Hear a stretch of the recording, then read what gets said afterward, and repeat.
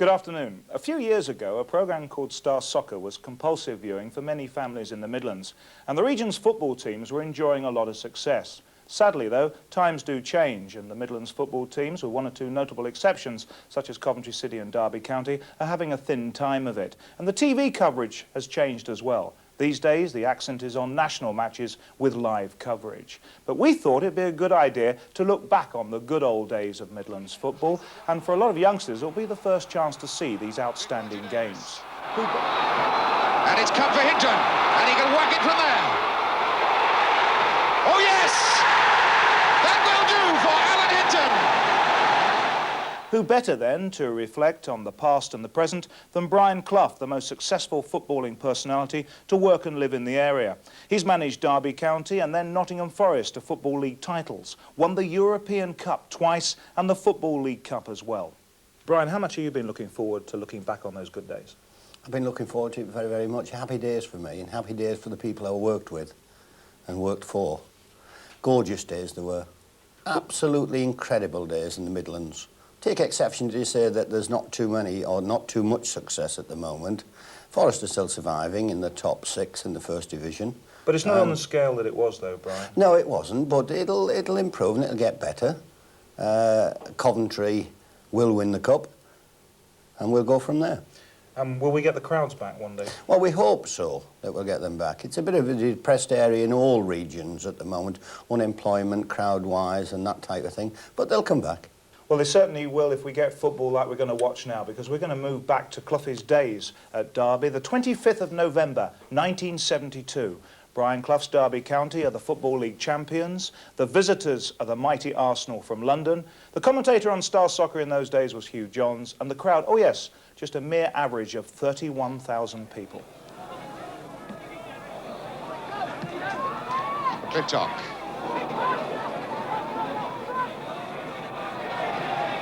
Pat Rice.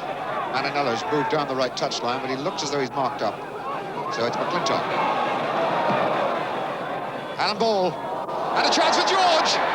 Oh, and that was a chance on for Charlie George.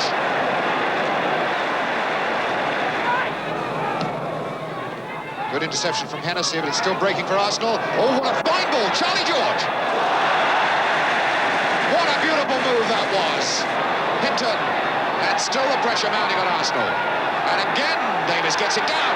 McGovern, stopped by Simpson. And finally Wilson pounces.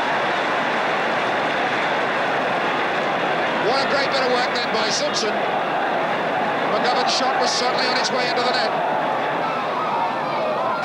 Kevin Hector. Arsenal funneling back. Too many men for him to go through them all.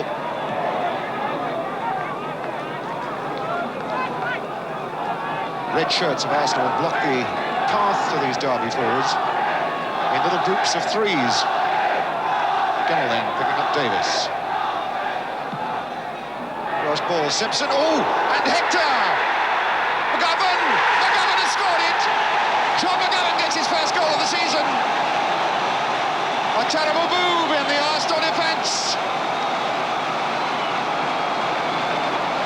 21 minutes into the game, John McGovern makes it 1-0 Derby. A crowd anticipating the big bombing boot of Alan Hinton to try a whack at goal. It's the chip. Davis is up. Roger Davis up, knocked it down near post. Remember him getting a goal against Airdrie in the Texaco Cup final with his head. And it was a good one. Hinton robbing Rice. And Rice coming back to try and snap at him again. Archie Gemmell now. Marinello coming back with Gemmell. Gemmell. And it's Marinello who does Gemmell this time. This tiny little fellow gets people so angry with his ball skills. Finally, the bad tackle comes. Jones having a go at, referee Jones having a go at Marinello. Here's Hinton's kick. And that's McFarland! No, it's pushed back. Referee Jones says that he was not ready for the kick to be taken. Well, would you believe that?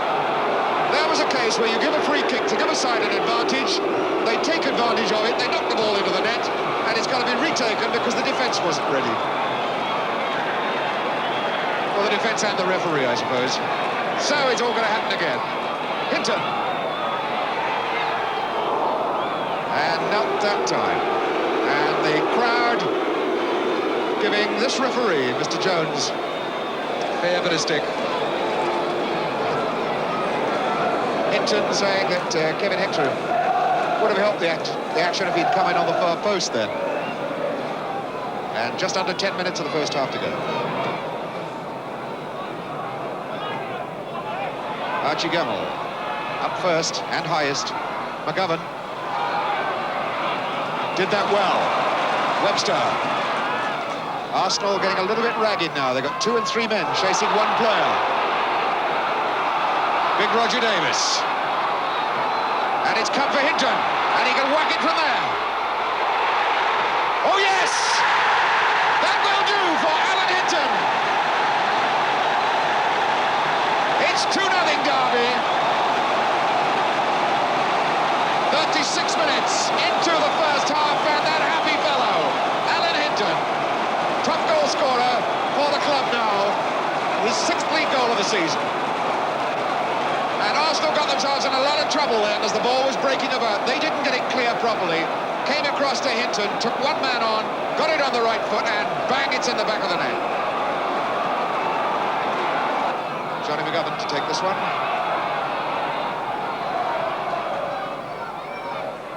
And one more time. Hennessey's in the box. If they can lift the ball to the far post. Well, they got the corner anyway, off McNabb. McNabb going to the near post, the big number 9 boy. Towers above everybody else in the penalty area. It's Roger Davis. Now McFarlane, number 5, has come in there. Hennessey, number 4, is already there. Hinton. Webster. Hinton the cross now. Oh, yes! McFarlane! Right on the post! It's 3-0. 39 minutes of the first half, and Derby really turning on the pressure. 3-0, McFarlane the scorer. Neatly worked. Corner kick. Wilson furious about things. What a comeback for him. Neatly worked corner kick. Finally Hinton knocking it hard for the far post, and McFarlane unmarked right on the far post. Bangs it into the net.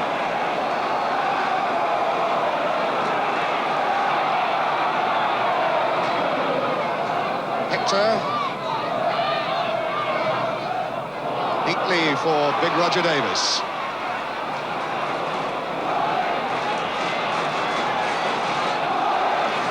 Webster trying to pick up a free man. He'll go for Hector. Oh, that was a bad one by Story.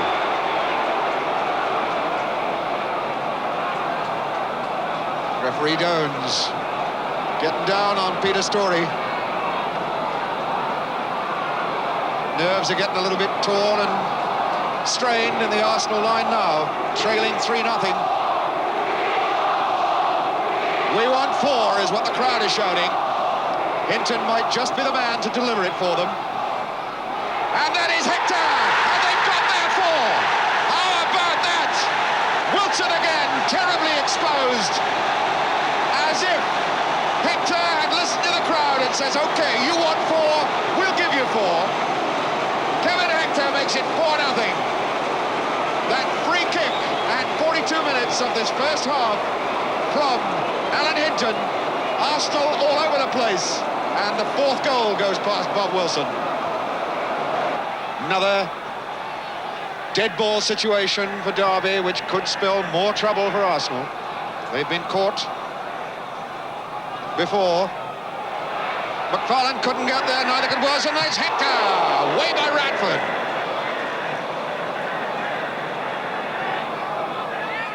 Hector now looking for Davis. Roger Davis, still there. McGovern, Hector, facing up to Story. And again, that's a foul. Foul against Story. Referee Jones standing there. He was waiting for it. Hector was teasing Story into doing it.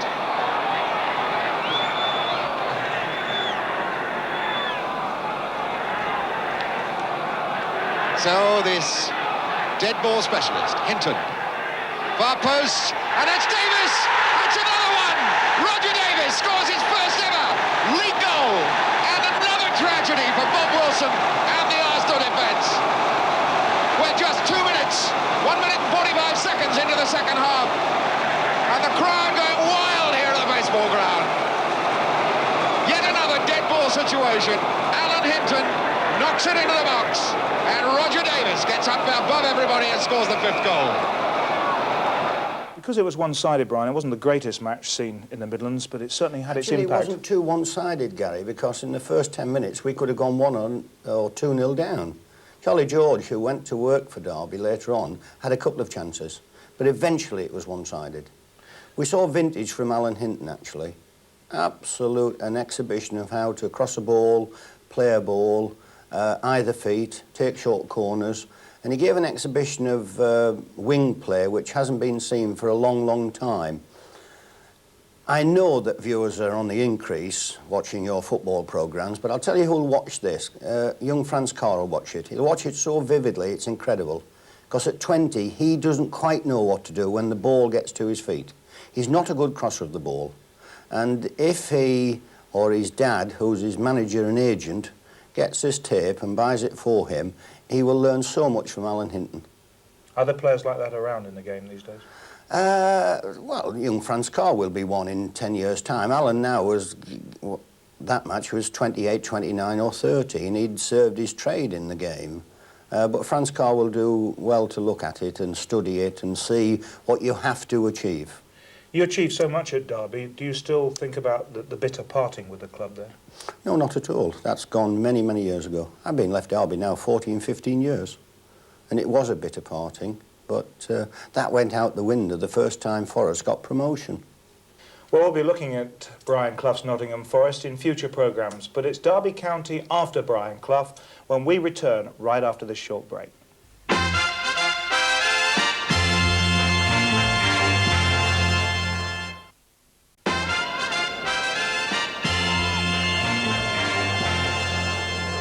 Welcome back. Dave Mackay took over from Brian Clough as the manager of Derby County, and in 1975 he too won the Football League title. Later in the year they drew SBratislava in the first round of the European Cup. They lost 1-0 in Czechoslovakia. This is the return leg at the start of October at the baseball ground. The referee and the officials from Holland, the referee Leo van der Croft. And it's SBratislava in the all-blue outfit.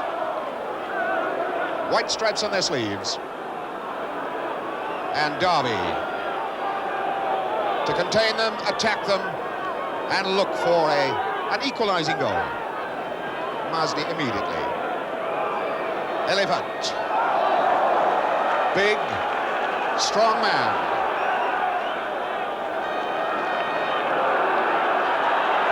The ground absolutely jam-packed here. 38,000. Over 15,000 of them in seats. Freddie Lee knocking it on for George. And the first shot. Great ooh comes up from the Derby fans as Charlie George illustrates exactly what manager Mackay wants. Look at the distance out he was on the turn. And immediately Wenzel knows that Derby are about. Elephant. Oh, what a bad one. Directly to Hector. Has Archie Gemmell to his left. Gemmell. Trying one. That was a good one too. Right on target. Quick reflexes from Wenzel after Gemmell strikes this ball so firmly. And Wenzel, not trusting to catch the ball, uses big gloves, this man, and punches it clear. Dave Mackay down there helping to get Jeff Bourne stripped off. Shows his number to the linesman, so Jeff Bourne is on in place of Henry Newton. Bourne, a positive attacking player. Nish with the corner. for Charlie George off the line. What an incredible let-off then. All starting, as you can see, from this dummy by Thomas. There's George's shot, beats Wenzel off the line, couldn't get in again. But the action is up in there again, as Nish takes it. And it was Masni who came back to knock it away. And the crowd now, with about a minute to go to half-time, really riding for Derby. Farland gets it down. And Masni brings it out for Slovan. Knocked in again. Could be there for Gemmell. We're going to injury time. Bourne. And he's there! Jeff Bourne has done it! 1-1. Bourne, the substitute, with about his 6th kick of the game, has put Derby on level terms. And here he comes again for everybody. Look at Bourne, his hands open. He wants that ball, crying for it. Gemmell is tackled, Bourne whacks it. Wenzel misjudged that entirely, and in off the post. 1-1. George, good ball on. Lee. Bourne. And Rioch to hit it. And didn't he thunder that one? About a foot lower, and that would have frightened the life. That was a beautiful ball from Jeff Bourne, and look at the power of that left foot. Wenzel, absolutely no chance at all, but the ball high over the bar. Lee. Corner off Chapkovic. Big number 3, 9 caps, we're told, for his country.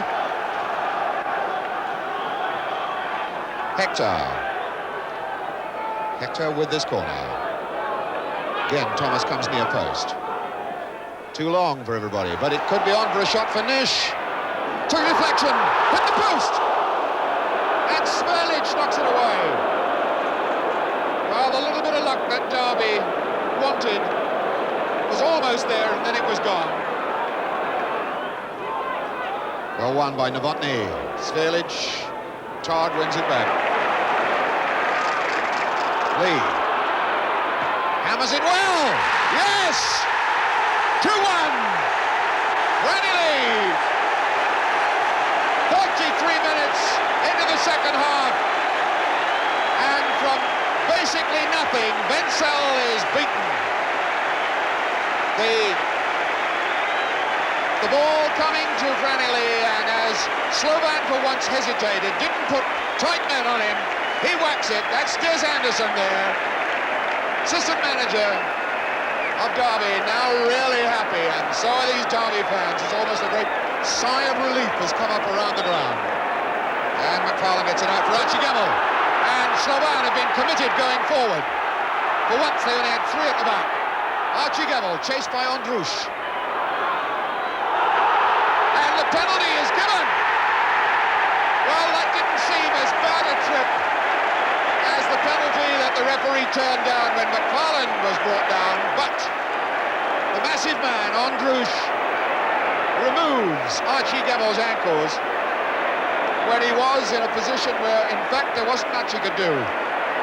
So Franny Lee, having scored to put Derby 2-0 up here, now has the chance of scoring his 2nd goal of the night from the penalty spot. 10 minutes to go. Lee versus Wenzel for a 3-0 lead. He missed it, he missed it. Well, that was an incredible miss from Franny Lee. Once the penalty king, man who scored a record number of penalties in one season for Manchester City a couple of seasons ago. Nish. Could go through them all. Oh, and give it back to him! And Lee! There it is! It's 3-0 here. Franny Lee gets his 2nd goal of the night. And Des Anderson can hardly believe it. Well, that really was an incredible piece of luck. Here's Nish attacking everybody. And it's Elephant who lost himself completely, gave the ball back. Wenzel does well, but there's no stopping Franny Lee then as Nish jumps out of the way. So Lee atones for his penalty miss. Dave Nish.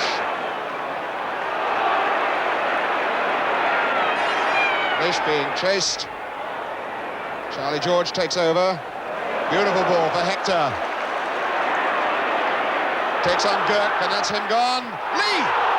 Lee! Franny Lee's hat-trick! Saved again by this incredible goalkeeper.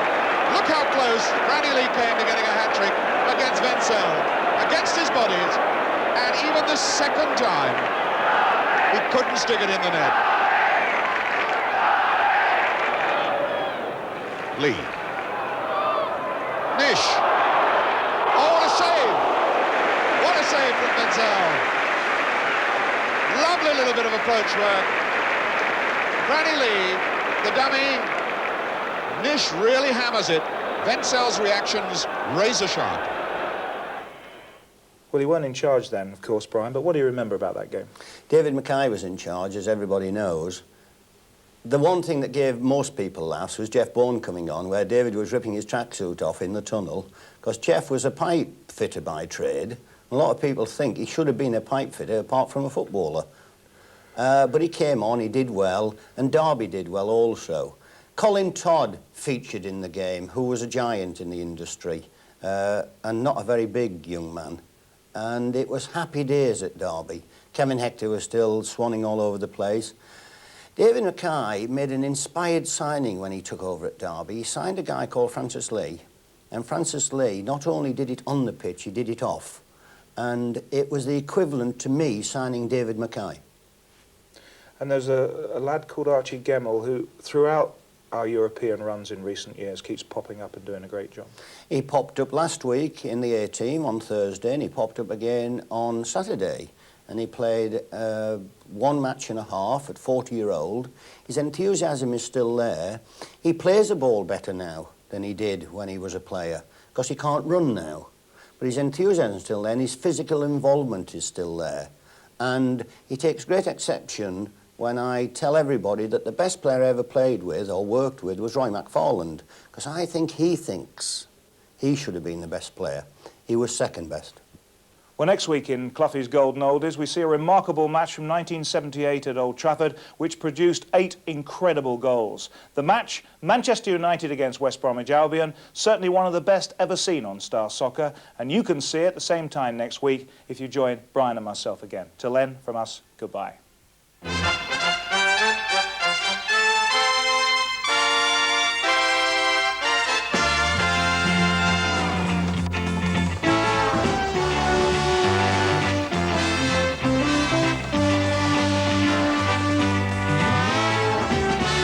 Next tonight we have news of theatre, films, music and arts in Entertainment UK.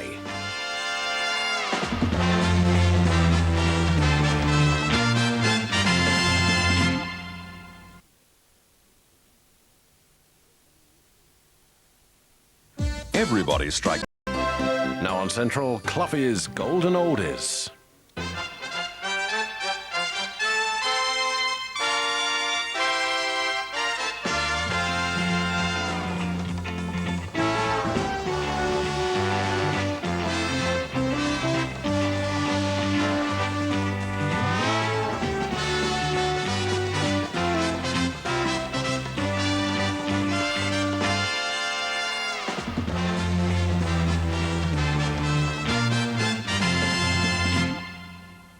Welcome again to Cloughies Golden Oldies as Brian Clough and ourselves look back on the pick of Star Soccer matches from yesteryear. This week it's December the 30th, 1978, a remarkable match from Old Trafford between Manchester United and West Bromwich Albion. Manchester United in those days managed by Dave Sexton, and Albion by an ambitious young manager called Ron Atkinson, who at the start of that year, 1978, had joined Albion from Little Cambridge United. It was also a year when you had a remarkable record here at Forest, Brian. Which one was that? The 42 league games, yes. Undefeated. I don't think it'll ever be beaten, and most things are beaten in sport, obviously. Runners get faster, cricketers score quicker hundreds and that type of thing. But I don't think in the English League anybody will ever go 42 league games unbeaten again. It's the sort of challenge that Ron Atkinson would love to have a go at, though, because he's an ambitious and He's had a go at it several times, Ron, and he's had a absolutely brilliant career. But I don't think Ron has got the sustaining power to do that type of thing. In this match we're about to watch, it's everything he stands for, though. He loves attacking football. I think he's absolutely brilliant with his approach to the game, obviously. I'm not sure if it's made of teams that win football leagues, the First Division Championship I'm talking about, but he's essential as part of the game, because when the doer guys come around like me, and possibly, I daren't mention Ron Saunders, because everybody will, you know, how Elizabeth has to watch Ron's photograph every night when she's naughty. But Ron is essential for this side of the game. One of the stars of this show is Cyril Regis, who, of course, is now going to Wembley in the FA Cup final with Coventry. Everybody's delighted for him. A lot of people think that Ron Atkinson signed him, but obviously he didn't. Ronnie Allen signed him. But he's stood his ground over the last 6, 7, 8, 9 years when a lot of people have written him off. And it's good for the game of football that Cyril Regis should come back into the limelight, be doing remarkably well, and I personally hope he scores at Wembley. He's a smashing lad and a smashing centre-forward. And a clear illustration of what Brian has just said as we move the clock back 9 years to Old Trafford on a cold December day, 45,000 people at the game, where the commentator is Gerald Sinstad.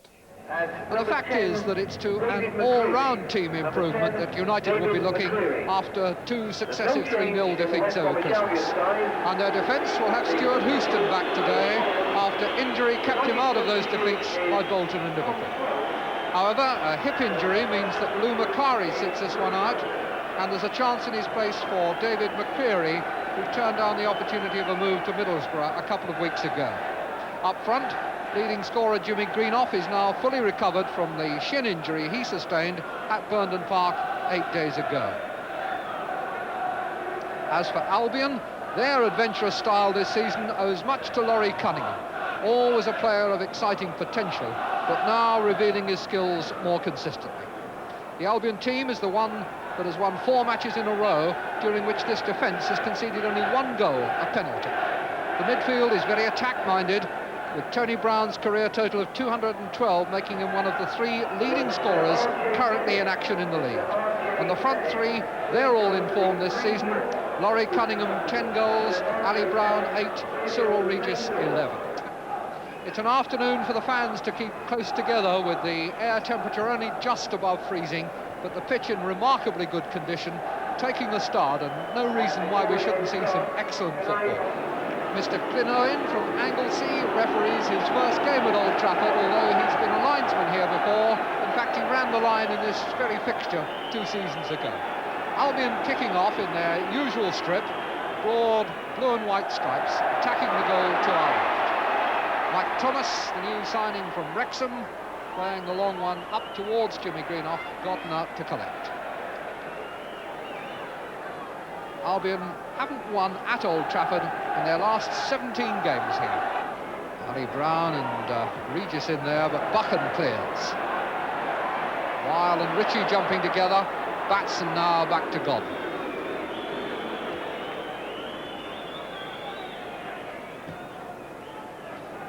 Game still looking for rhythm and pattern. Jimmy Greenoff, Queen, Alcantello.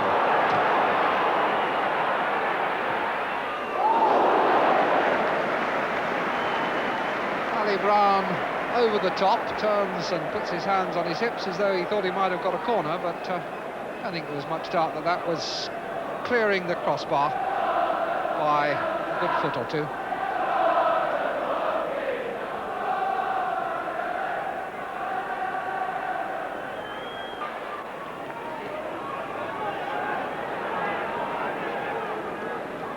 Nil-nil after a quarter of an hour. Houston for United to Jimmy Greenoff. McElroy. Robertson. Regis. Good break by Regis, and he's all on his own. He's no support. And down he goes. And that, I think the referee has given the goal kick. It looked to me like a dive. No, he's given the free kick. There it is again. Well, he was helped on his way a bit by McQueen.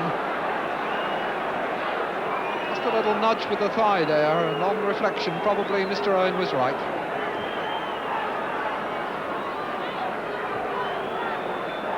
Four-man wall for Bailey's right-hand post. Still not entirely happy that they're in the right place. They've got a fifth man now. Robson. And Batson coming in. Beautifully worked free kick, which took United absolutely by surprise. Bailey there, completely left uncovered as Batson came in onto Robson's cross, and Bailey pleased that the header went wide.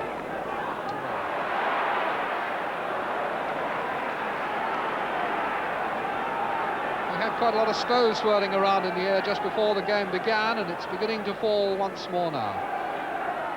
Thomas. Houston.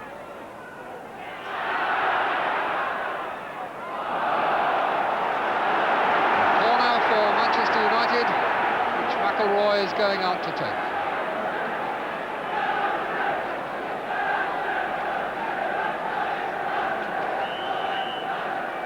McQueen on the line. So too is Ritchie, and it's not easy for Godden now, as McElroy prepares to swing it in.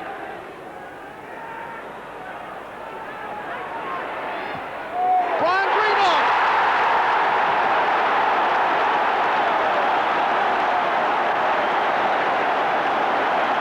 Magnificent goal. McElroy's corner. The header comes out to Brian Greenough and sets himself, and that's a goal all the way. Brian Greenoff's second goal of the season, the 21st minute of the game, and Manchester United take the lead. And what a goal it was too. Robson. Robertson. Stolen back to him. Could have done without it, I think. McElroy, and pressure by United wins them possession.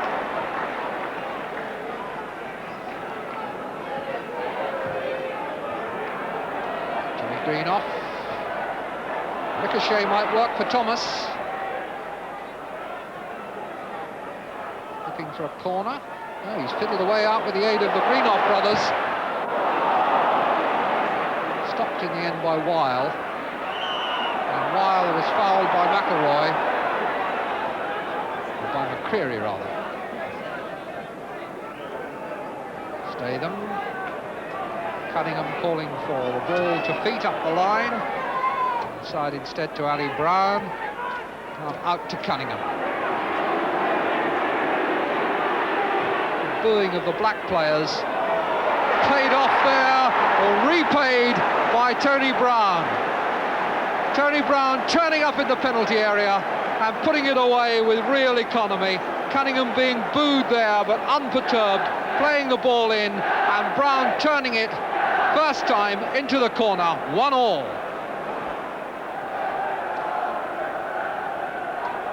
McElroy. Snow falling quite hard. Ritchie for Manchester United.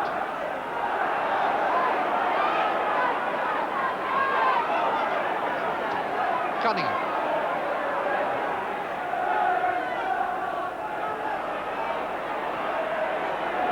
Cunningham again. Past Koppel, past McCreary. Regis wanting one chipped in. No, it's played in low for him. Back heel for Cantello. What a magnificent goal! What a great goal!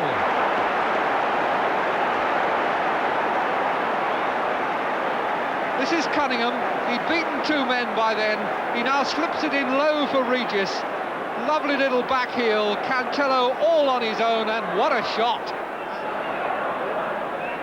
Well, the game has suddenly exploded with three very good goals indeed.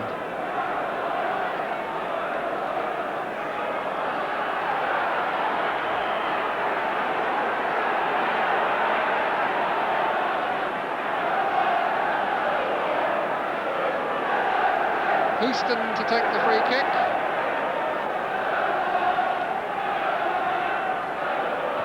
Over it comes towards McQueen. So it's now 2-2.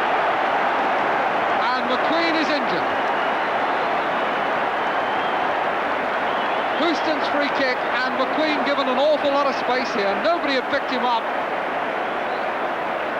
And no chance for the defenders. Houston. Ritchie. Houston. It's a useful header that Cantello won there. Trouble here. McElroy, good change of feet, and a great goal! What a good goal again! That was beautifully done by Sammy McElroy. Albion trying to football their way out of trouble, eventually lost possession. McElroy changes from left foot to right, and in goes another fine goal. So it's now 3-2, and what a seesaw we're on here. McElroy, Thomas. Jimmy Greenough. Buchan. Once again, United with 10 forward. McElroy. Jimmy Greenough delaying. Buchan has got forward to the edge of the box. And Jimmy Greenough then gives it straight away. Cantello to Batson.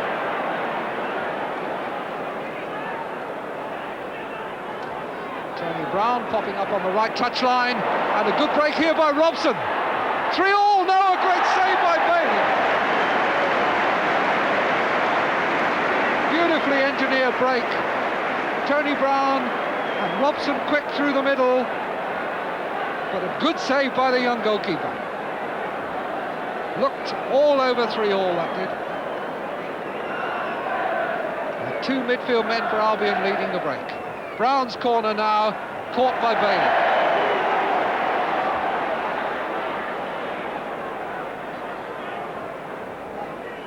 Robson. Statham. Cantello's header on. And Tony Brown has scored. The last blow of the first half, surely, struck by Tony Brown. Seemingly fairly innocent ball played in high. Is a good backheader here by Cantello, and they come bursting through the ranks there. Tony Brown gets the touch, and Bailey can't keep it out. So off they go at half-time with the scores level 3-3. Tony Godden beaten 3 times for only the second occasion this season. 3-3 between Manchester United and West Bromwich Albion.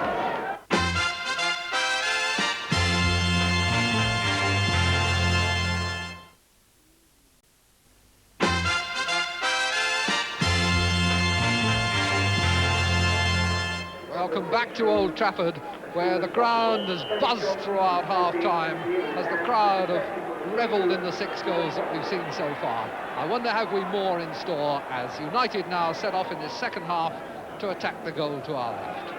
The attendance this afternoon, bearing in mind that it's a bitterly cold day and there's a bus strike, is still 45,091.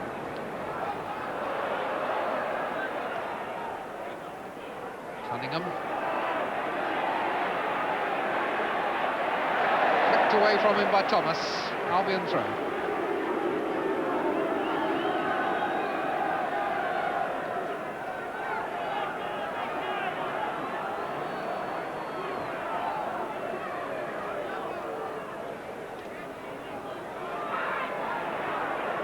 Batson. Cantello. Cantello again doing very well. And he's got the corner, and I think that Thomas has got a graze down the side of his thigh. And Albion wanting to take the corner quickly, which they've done. Batson to cross. And a good jump and a header off the line. Robertson's header. And the clearance off the line by Brian Greenough. Magnificent jump by Robertson. And what a good clearance off the line by Brian Greenough.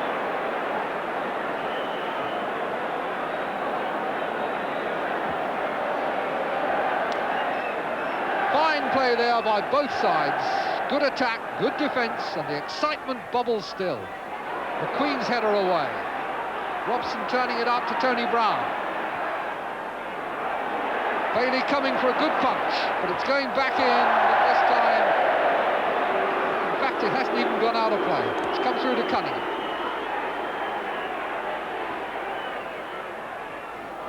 Huckins header down to Thomas. Batson. Offside given.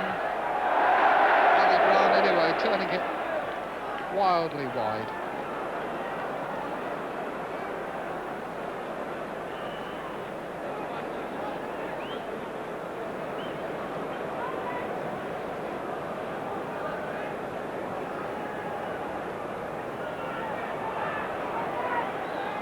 McQueen for Ritchie. Ritchie's done well, turning past Wilde. And a good shot, well saved by Godden. What a magnificent save! Ritchie turned very cleverly away from Wilde. The centre-half's challenge didn't take, and a fierce shot turned over by Godden. Turned in again by Brian Greenough. Away, pressure, the attacks continue.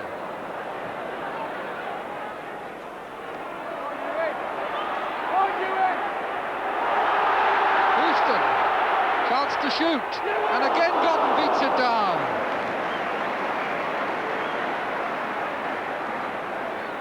Houston here coming away from two Albion players and has a clear view of goal, and let's go with the left foot.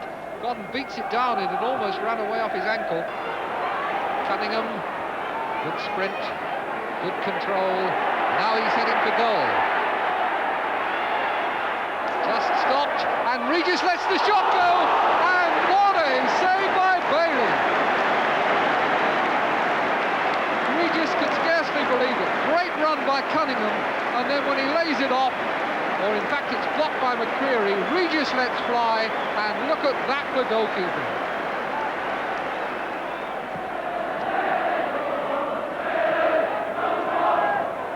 Houston, Thomas, Ritchie, Brian Greenough.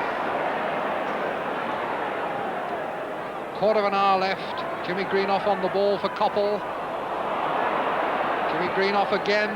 Thomas's header, and a good save now by Gordon. Thomas close there to getting his first goal for Manchester United. The Greenough cross, lovely little diving header, and a good save on the bounce from Godden.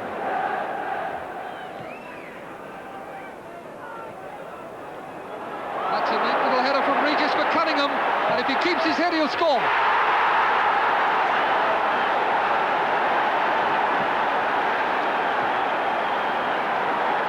That's another goal worthy of this game.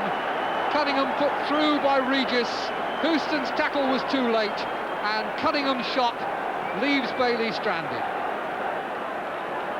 So it's 4-3, and once again the balance tilts.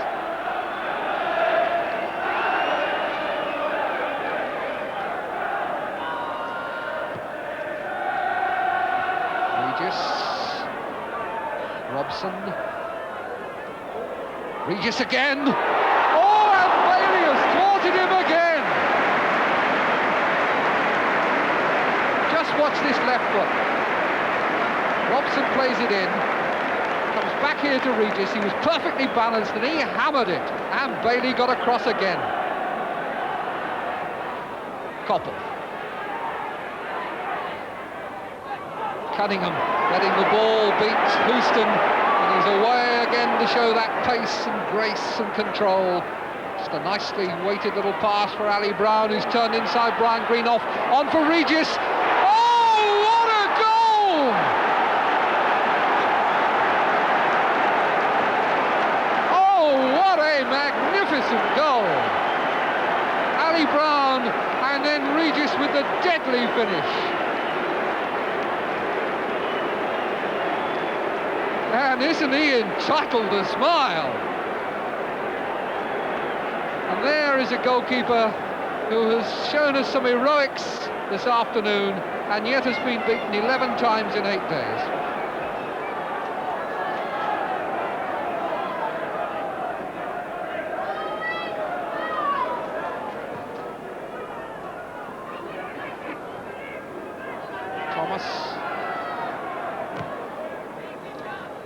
Wild. Ali Brown and Houston together. Handball. It's the final whistle at the end of a really superb game of football, full of goals and full of great goals. That match lives on in a lot of people's memory, Brian. Brilliant match. How important is it to entertain the public? Is it about winning, or is it about winning with style? It's or what? both. Obviously, you've got to win because you keep people happy when you win, and when you win regularly enough, you win trophies, and you win what you're supposed to be doing. But it's also, if you can couple it with entertaining also, then that is utopia. I always remember going to Old Trafford once, and we won 4-0. And Viv Anderson was rampant, and Archie Gemmell and Kevin Hector, and the Old Trafford people, who were not renowned for being generous, because they are absolutely biased to Manchester United, they actually got up and applauded, and we won 4-0. So Ron did the game a good service going to Old Trafford and winning 5. But obviously, you have to couple it with winning leagues. And what about today? I mean, do you think we see as good a games today like that? It's a different game, and it's a change game, and perhaps we don't see as good a games as that type of thing. But coaches have intensified the defensive angle, obviously. You have to be able to defend, but it's far easier to defend than to attack. And possibly a fraction of the flair's gone out of the game. I work with my own son, who is not very big, he's not very quick, but he has a little bit of ability to deal with a football. But he continually gets knocked down. And this is what happens to all people who have a fraction of talent to play a ball in English football, because the spice of life in English football is this physical approach. Thank you, Brian. Some interesting points there, and a really interesting match for you again next week. A magnificent game, in fact, from the Potteries between Stoke and Luton from 1982, when the goals and the incidents just flowed and flowed. Don't miss it. Same time next week. Till then, goodbye.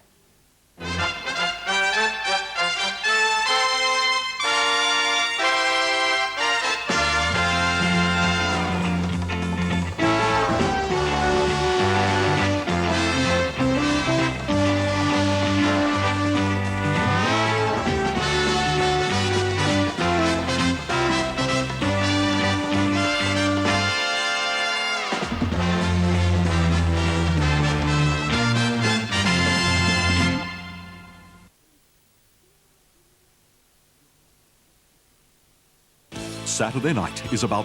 The battle is finally on. Linford Christie takes on Carl Lewis in the Vauxhall Invitation. We fire the starting pistol at 8.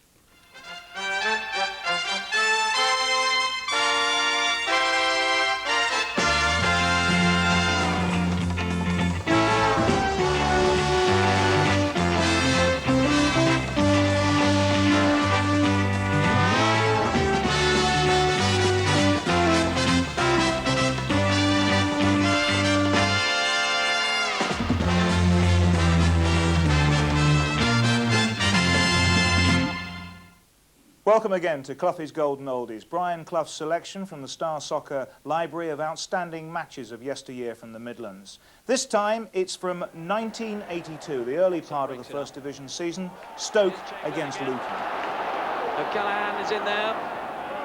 Here he is. McElroy. Stoke City, a very friendly club, Brian, but they've sort of up one moment, down the next. At the moment they're in the second division, but they've had good days in the first division. I think people who managed Stoke City absolutely were geniuses. Tony Waddington was, obviously. He kept them afloat for many, many years. And he was one of the kindest men ever I've met. He rang me and took me to Holland when I was out of work.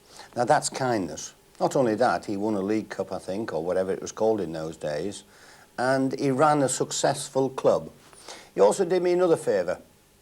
He rang me about Bruce Grobbelaar and said he was a better goalkeeper, if not as good as Peter Shilton.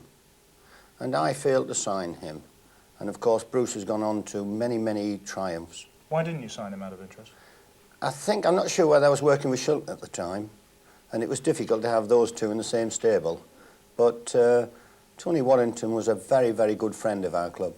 Just before we go into this match, The Stoke manager, Richie Barker, of course, played under you at Derby. And Taylor signed him from Burton Albion, and Richie spent a lot of time with us at Derby and then moved on in Notts County and Stoke and all that type of thing, and then went into management.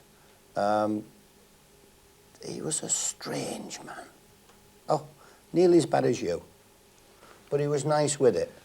Right then, let's wind the clock back to September the 25th, 1982. That match, Stoke against Luton from the Potteries. The commentator on Star Soccer, Peter Brackley. There's certainly some experience in the current Stoke side. Dave Watson, Sammy McElroy and Derek Park in all-season campaigners, of course. And alongside Watson, George Berry, signed from Wolves in the summer. He's proved a very useful addition, as has Mickey Thomas, the Welsh international, who came from Brighton to strengthen Stoke's left flank. But the revelation in the Stoke side wears the number 11 shirt. Mark Chamberlain, a 4th division player last season with Port Vale. He's adapted remarkably quickly, and Barker believes he has the potential to go right to the top. Luton Town have been well satisfied with their opening to the season too. Their 16 goals make them the First Division's highest scorers so far, 6 of them coming from Brian Steen, a player many feel is now worth an England place, an honour bestowed this week on his teammate Ricky Hill, who of course came on as substitute in Copenhagen. Steen and David Moss were 2 of the front men in the promotion side, and this season manager David Pleat has added the considerable skill of young Paul Walsh, whose 3 goals so far all came in the same match against Notts County. Jake Findlay still hasn't recovered from damaged ribs, so Alan Judge continues in goal. The referee today is Gilbert Napthine of Sileby near Leicester. And it's Stoke City in the striped shirts who'll be kicking off, attacking the goal to our right. A crowd of around 15,000 here today, which at least is in the region of Stoke's break-even figure. A state of affairs that not too many clubs can boast at the moment. Indeed, ironically, in these days of falling gates, Stokes are actually increased 2,000 up on the average of last season. Ball running over the line for a goal kick to Luton Town. Never actually won a league match here at Stoke.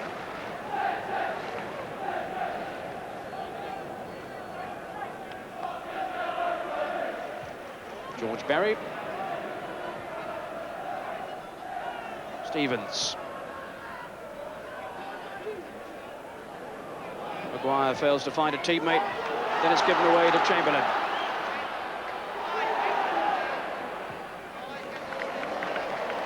This is Maguire. Stoke with plenty of players forward again. Maguire to Thomas outside him. Oh, well, that was very close as O'Callaghan went in. And in fact, the corner is given. Certainly that looked an anxious moment inside the Luton defence. Ball floated over, in goes O'Callaghan, and eventually just scrambled away for a corner.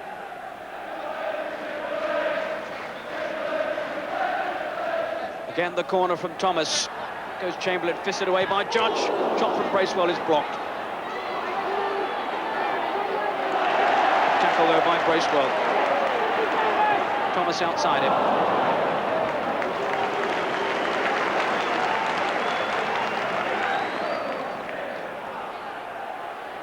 Now Hampton to Watson. Again, the aerial assault looking for O'Callaghan. He's won it again. It falls to McElroy. What a good tackle from Mal Donaghy. One of the stars of the Northern Ireland side in the World Cup. My word, he timed that tackle to perfection.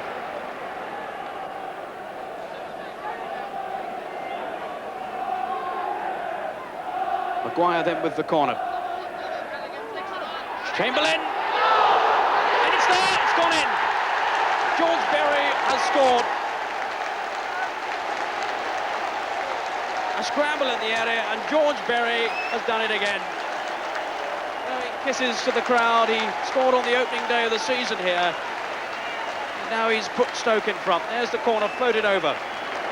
Headed on first by Chamberlain. Judge just managing to keep the ball out. It comes off the bar, in fact. And there's George Berry to not hit the simplest of goals. 10 minutes gone, and Stoke are in front after what has been, without any doubt at all, a very, very positive start to this match. George Berry got a free transfer from Wolves. Certainly his game has been rekindled by the move. Now McElroy.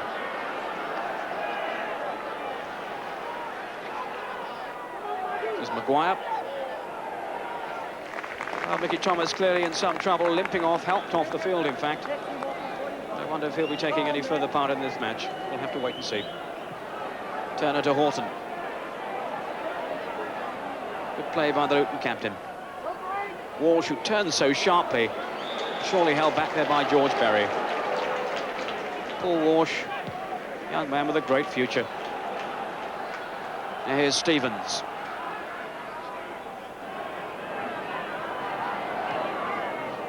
Away by Berry. To Maguire. Donaghy. Walsh again. Well, how about that for a goal? Well, it really didn't seem on, but Paul Walsh strikes the ball so beautifully. He must have been 20, 25 yards out. He just looked up, and well, that is some shooting. Turns away from the marker, and that's gloriously driven past Peter Fox. So 20 minutes gone, and Luton are right back in this match. They've certainly had as much of the play so far. I don't think anyone can have any complaints about the scoreline. 1-1 it stands now, and this is some match. There's Paul Walsh, his 4th goal of the season. But Stoke are coming straight back. Chamberlain for O'Callaghan. Just away for a corner. My good year. These two teams really are entertaining this afternoon.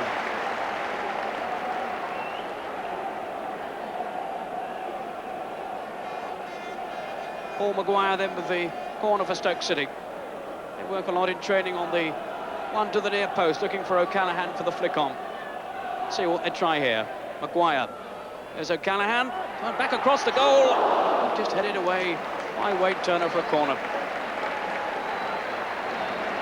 You have the impression in this match so far that almost every time there's an attack, there's a chance of a goal at either end. It's been that sort of game. The referee just making sure that the ball is in the right position.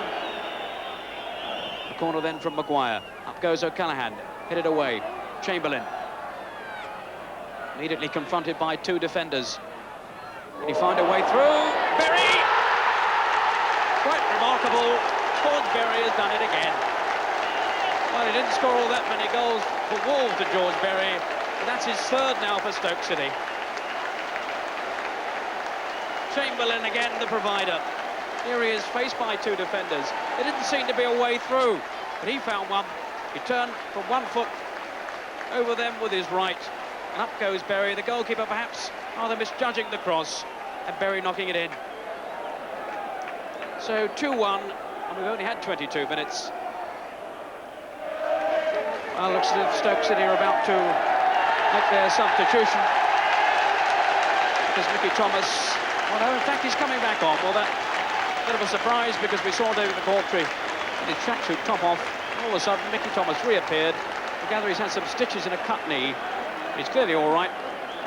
Certainly appreciated by the supporters here at Stoke who've enjoyed his performances so far. Tackled by Bracewell. It falls for Horton. Took a deflection. But only just wide in the end. Shot driven in by Brian Horton. Certainly hit a Stoke defender on the way. Horton with plenty of time to size up the opportunity. They're just wide of the far post. The goalkeeper clambering for it. This is Moss with the corner then for Luton. Goodyear and Stevens have both come up for the kick. Donaghy knocked it back off the line. Oh, what a remarkable incident. And there's a player down injured in the 6-yard box. Stoke haven't got it away yet. Parkin was the player who went down. Oh, this really is an eventful match. Scramble inside the 6-yard box, the ball cleared off the line. Stoke have survived. Watson breaks it up. Here's Chamberlain again. O'Callaghan is in there. Here he is. McElroy. Well, Sammy McElroy hasn't scored yet this season. He's taken a bit of teasing from his teammates because he hasn't. And he really should have put his name on the score sheet there. There's the cross in again from Chamberlain. O'Callaghan's header, and McElroy, a perfect view of the goal, and strikes it wide. Watson with Steen. Steen backing into Dave Watson. Walsh is going through. Fox in trouble. Did he handle it? Walsh. And the referee has given the free kick. The Luton players can't believe it, and they're furious. And Peter Fox still being spoken to, and I think he has been sent off. Well, under the new regulations, the new harsher regulations, and I suppose is what the referee has to do. And have you seen a more dejected figure than Peter Fox? Moving his jersey there to hand over to Paul Bracewell, I would think. As we see the incident here again, he's lost the ball. In goes Walsh, grappling for it, he's handled it. The referee had obviously blown the whistle then. On goes Walsh, takes it so well. Marvellous piece of finishing. Paul Bracewell is the man who's taking over in goal. Well, what drama we've had here. Here comes Mickey Thomas again, threading a way through, finds Parkin. Still Parkin. In the end, the shot was blocked, but a good run by Parkin. Hill, free kick now for Luton. This is David Moss. Steen up two, in for Steen. Glorious finishing by Brian Steen. His 7th goal of the season, and showing us there why so many people feel he's on the verge of an England cap. Here's David Moss breaking down the right. They're so positive when they come forward, Luton. Looks up, spots Steen coming in, and the header was perfectly placed. I don't think that Paul Bracewell could be blamed for that one at all. Derry now then for Stoke. Trying to send Chamberlain clear. And the whistle has gone for half-time, and what an eventful first 45 minutes it's been. Quite a few jeers from the Stoke supporters, aimed presumably at the referee for setting off Peter Fox. But they've certainly had some entertainment here this afternoon. At half-time, they're locked together, 2-2.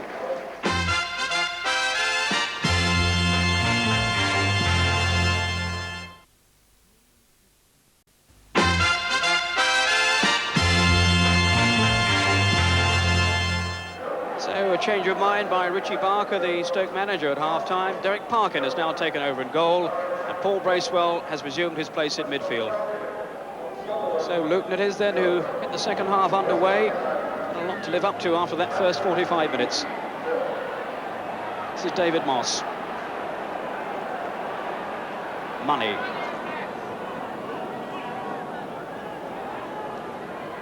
Now Ricky Hill. To Kirk Stevens, who's certainly made a lot of sorties down the right flank for Luton. Foul then on Paul Walsh. Mickey Thomas with his knee now strapped. Clearly able to carry on, although he does look to be in a little bit of pain. David Moss. Quite fine turner.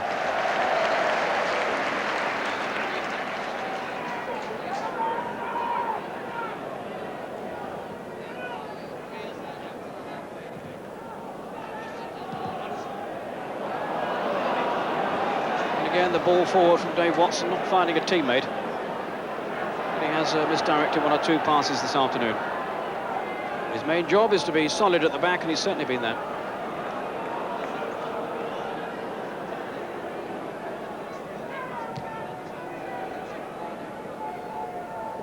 There he is again. This is strength, of course, in the air. Dave Watson. So it is for this man, O'Callaghan, then finds Chamberlain. Look at the speed here. Chance. It's gone in. It was Bracewell who got the final header in. And although the defender tried to clear the ball off the line, I think it was Stevens, it went in. And here's Chamberlain again, setting up the chance, creating havoc down that right side. Judge fumbling the ball, the header from Bracewell. There's Stevens trying to keep the ball out. Couldn't do so. So just 4 minutes into the second half. Stoke have gone back in the lead again for the third time in this match. It really has been splendid fare. 3-2. Paul Bracewell with his first goal of the season. Here's Berry. 2 goals already this afternoon. Good header by Stevens, finds Ricky Hill.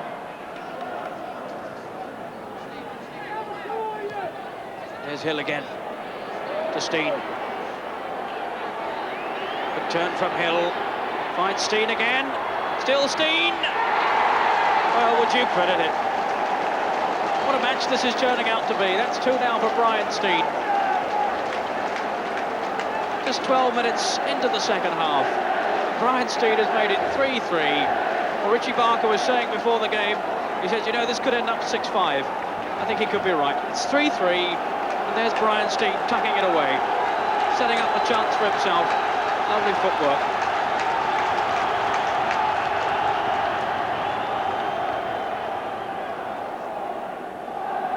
So the goals continue to flow. Chamberlain to Maguire. Now David Moss. Cut out by McElroy.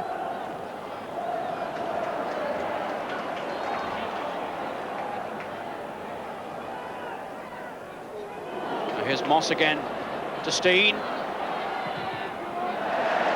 the way was George Berry. But there's danger whenever Brian Steen gets the ball. That's the thing about this match, there's so many potential goal scorers on the field. Here's another one, Ricky Hill to Horton.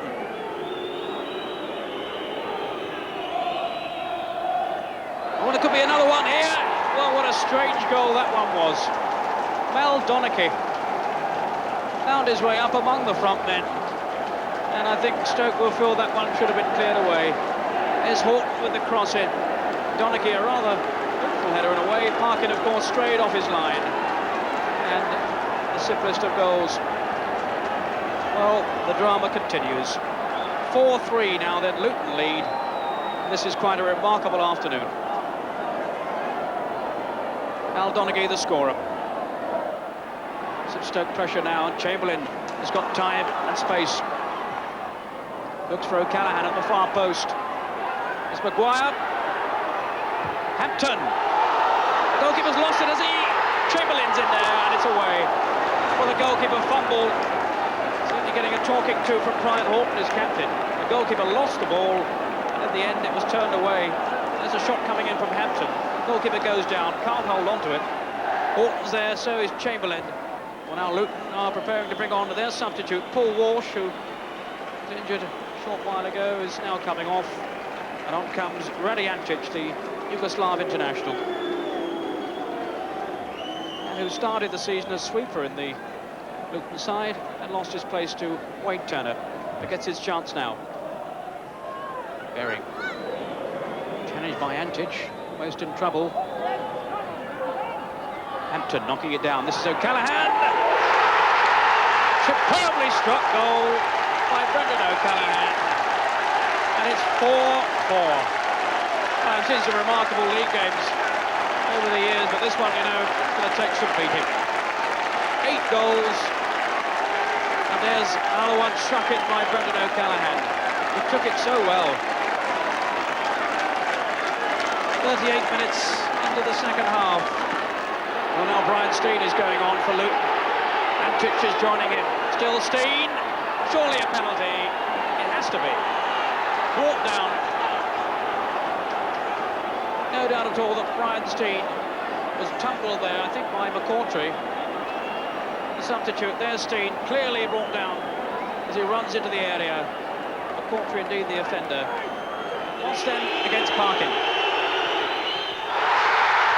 Hits the post and cleared away. Well, I find it hard to believe all this, you know. Absolutely incredible. There's a penalty, striking the post and cleared away for a corner. I suppose the 2 outstanding memories of that game was a marvellous cross from Mark Chamberlain. Got him in the England side. It was nothing short of incredible. Tight on the line, did as well as any winger has done for many, many years. And the other memory, of course, that unbelievable sending off, as it was even in those days, of the goalkeeper, poor old Fox. Well, referees had gone balmy. They were under instructions, possibly from the Football League and possibly from their association, and the professional foul was going around in those days. And it was a bad decision, but I repeat, referees in those days had gone balmy. You never criticise referees, Brian, but I mean, do you think there's an era when they overreact, particularly at that time? They seem to have phases when some of them go balmy. Well, you know, they're not paid to do the job. They go out as amateurs. They do it to the best of their ability. By and large, they're a good lot. They're just not very good. You mean they're a good lot as people, but not very good at refereeing? Yes. What's the answer to that? There's no answer, actually. I advocated many, many years ago, going back 30 years, you're talking about golden oldies. I advocated at Durham Referees Association 30-odd years ago that we could have tried a couple of professional referees. Now, it will never be proved whether that would have been good, bad or indifferent. All I do know is now we're living in 1987, the standard of refereeing has gone down. So they're still balmy, but they're still good. I was interested, actually, this last week that the Football League have now got a little bit of common sense and they're keeping on 6 or 10 of our experienced referees. Now, a few years ago, they got rid of some of the best referees we've ever had. They got rid of Clive Thomas and Pat Partridge and everybody who got to an age. Now, that's daft, because when you get to an age, as you well know, you're still as good, because people think you have shot it. And we know you haven't. And that applies to referees also.